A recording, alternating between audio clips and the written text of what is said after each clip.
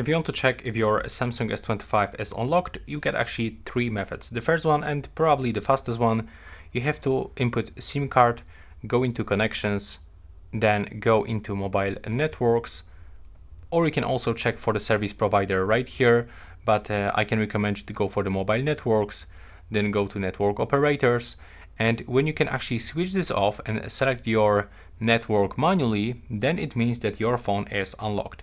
But if it is locked, it will only show your current carrier. As you can see here, I can manually select, operators from my region.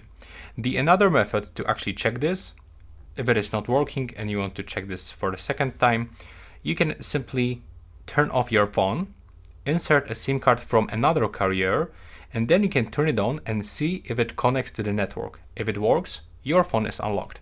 If it is not working, if it asks for a network unlock code, your phone is locked. And the last option, you can check with your carrier. So you have to click here and you have to input this number. Now you will get an IMEI number, but if it is not showing, you can go into settings, click at the top and input IMEI phrase, go into information, and here pick up your IMEI. So now you can just contact your carrier and ask if your phone is unlocked by